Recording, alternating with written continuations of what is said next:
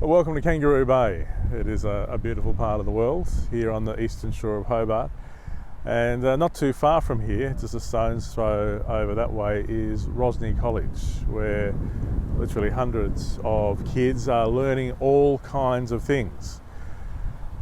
We're continuing our journey in the book of James, and remember, James was written to a bunch of people experiencing realities that they didn't want to experience. They were people who were suffering and having things happen to them they didn't want to happen to them. James introduces in many ways the whole theme of his book or letter in the first chapter, and then spends time in the chapters after that unpacking more what he means. And we come to chapter 3, and I think this is an interesting chapter for us in this social media saturated, opinion driven world we live in, because he talks about opinions, and he starts off by saying something that a little bit haunting for me as I stand here teaching you, because he says, James, this is chapter 3 verse 1, "Not many of you should become teachers, my fellow believers, because you know that we who teach will be judged more strictly." What's he saying? Well, he's going to unpack why he means what he's saying there in a minute. But what he's saying is, watch out. If you put yourself in a place where you think you can tell other people what reality is. The whole story of the Bible is the story of people rejecting God's reality and wanting to trust their own reality. And it is a big deal when you explain to people what is real from your perspective, and particularly if they believe you. Interestingly enough, when things get difficult, it's amazing how quickly different opinions come and conspiracy theories emerge, and a whole lot of people have very strong opinions about things. And what James is saying is, if you're going to put yourself in a place where you're going to be describing reality for other people, which is really what he's saying a teacher is, there's a great Jewish tradition of the teacher, the rabbi. And he's saying, if you're going to put yourself in a place where you're going to disseminate truth for others, you're putting yourself in a dangerous place. Because what he's saying is, he starts off by saying the reason it's so dangerous is you're going to make mistakes. He says there's actually a Greek word missing from the NIV, because it links the next chapter, verse 1 with verse 2, where it kind of says, because, watch out, because we're going to be judged more strictly, because, it's interesting that we chose to omit that Greek word because or for, that joining word there. We all stumble in many ways. Anyone who is never at fault in what they say is perfect, able to keep their whole body in check. You notice that the people who have the strongest opinions tend to live in a very black and white world, where they are sure that they are they have the truth, and if everyone else would just listen to them, then everything would be simple. What James is saying is, watch out, because if you're to be honest with yourself, there are going to be times where you are wrong, where stuff comes out of your mouth that you're not proud of, or when you look back, you'll look back and say, oh gee, I wish I hadn't done that. And he's saying that, one of the clear implications of what he's saying is nobody is perfect.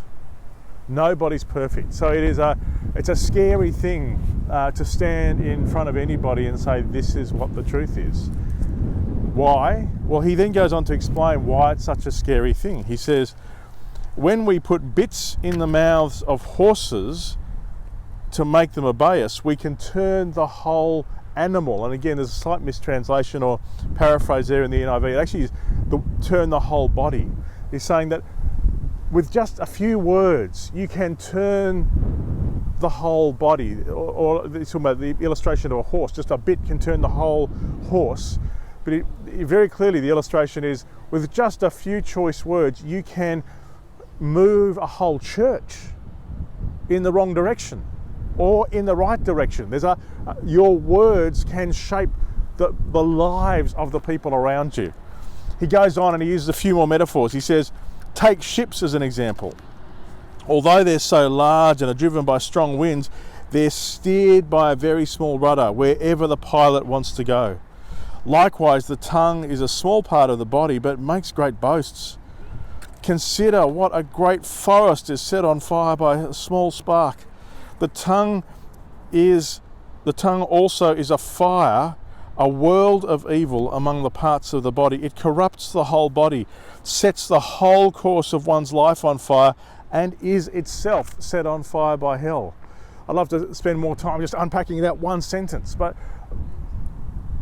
to boil it down, what James is saying is, just by your words, you can move a whole group of people, but you can also move your whole destiny. Your whole future can be shaped by some words that you just let come out. And we need, in this social media world, we need to particularly hear what he's saying. Because it's very easy to have opinions. And these days, it's very easy to communicate your opinions to the whole world. It's never been easier. But what we are doing when we do that is we're putting ourselves in what he would call the place of the teacher, where we are describing reality for other people. And we have to watch, because it's so easy to turn the tables and without even being fully conscious of it, to be doing incredible damage. James, as if to make sure we understand what he's saying, saying all kinds of animals, birds, reptiles, sea creatures are being tamed and have been tamed by mankind, but no human being can tame the tongue. It's a restless evil full of deadly poison. This is an uncomfortable truth, because again, we live in a modern world where we think we just got to find the right answer for stuff. And if we find the right answer, it'll all be okay. What he's saying is, you are not going to find the right answer to your mouth. You are going to say stuff you regret till your dying day. This side of eternity, you will always be dangerous.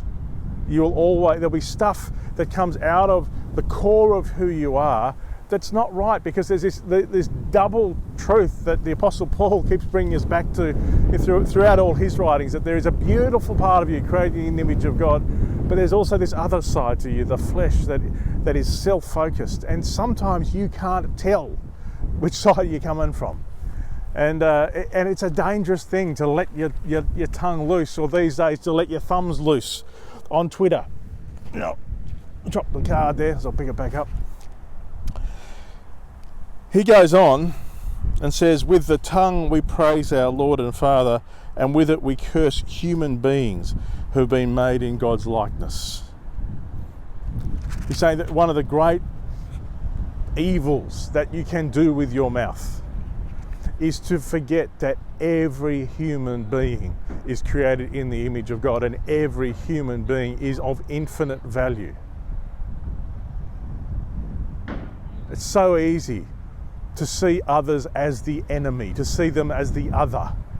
And he's saying, whenever we do that, we're on dangerous ground.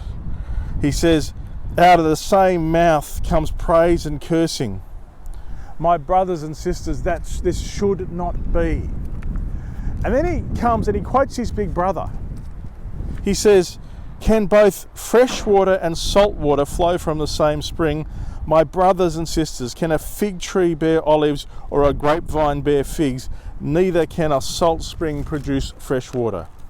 What he's saying is, there is a reality that shouldn't be but is. And that your words are like an indicator light of what's going on inside you, the spring that's inside you. They're an indicator of what's the truth for you. He's almost directly referencing his big brother, Jesus, in the book of Matthew and verse 15, because the disciples are a bit confused, because Jesus has just said, it's what you put in your mouth doesn't really matter, it's what comes out that makes you unclean. And the disciples say, what are you talking about? Jesus, a little bit frustrated, says to them, are you still so dull?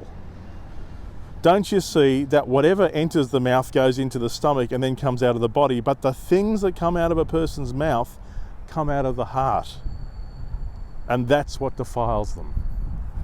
That the things that come out of your mouth are the indicator of what's going on in your heart. Religion focuses on the externals, but the reason your words are so powerful is that they're not just something you do and doesn't matter. They are an expression of what's going on in your heart. And let's be honest, can we? Your heart is messy. There are at least two sides of you. And as you let your mouth speak, Jesus says, the heart speaks, the mouth speaks what the heart is full of. That sometimes, as you let your mouth speak, it shows the world what your heart is actually full of. It is only the work of the Holy Spirit at work in us that can help us gradually tame our tongues. It's a process, and it'll be with us through our whole lives. It's so important because, as James says, so much damage we do to one another when we just let our words go and we let our self-interest go. And there are, it's really pretty serious. In the church, things like gossip can be a cancer in the church that splits the church apart. When we talk badly about one another, when we use innuendo, when we curse, this stuff matters. It blows relationships apart. And so I think the question I have for us as we head into our discussion time now is two things. Where have you seen in your own experience the power of words to shape other people's lives?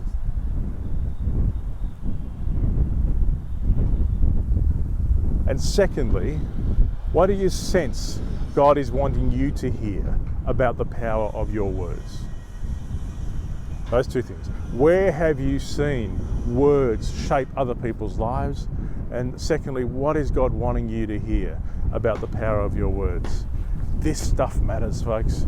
Let's see if we can hear what James has for us as we go into our small group discussion time.